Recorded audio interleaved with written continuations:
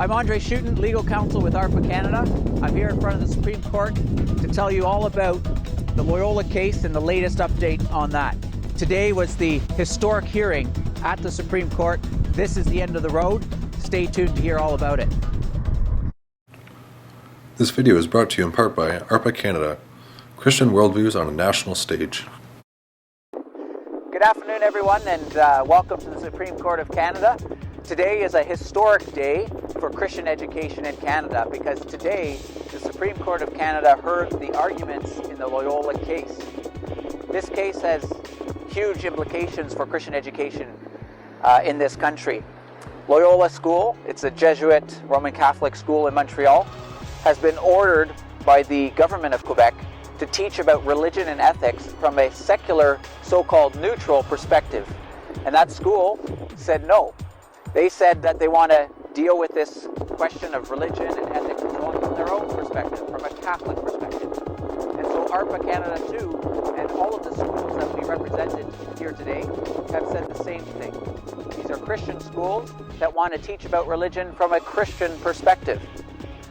So today was the hearing, and the hearing dealt with these questions. I was pleased to be able to sit at the Supreme Court and watch these arguments made. And I was very, very impressed by the arguments from the lawyers for Loyola, and even more impressed by the many various arguments from the 7 or 8 different interveners in this case.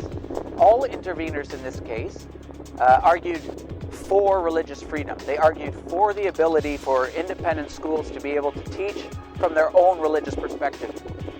The arguments of the Evangelical Fellowship of Canada, made by Alberta Polizagopoulos, were exceptionally well done.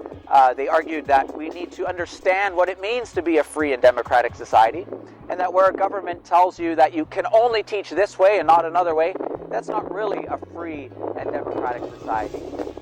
The arguments of the Christian Legal Fellowship were also very well done, forcefully made, where they affirmed parental rights in educating children, and that it's parents who make those decisions, and that the state is only there to help parents and not to tell parents what to do or schools what to do.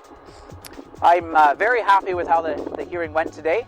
I'm very optimistic about the results.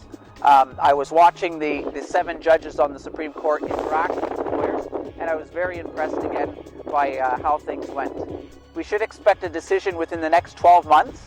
Hopefully before Christmas, and certainly stay tuned to arpacanada.ca, where we will post the results of this hearing as soon as we hear about them.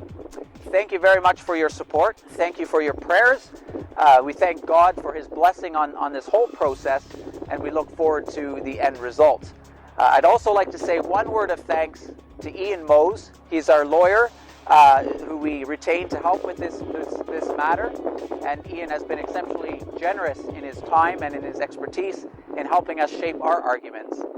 For more information about this case and the arguments that we made, please visit arpacanada.ca. My name is André Schutten, legal counsel with ARPA Canada. Thank you so much for your time.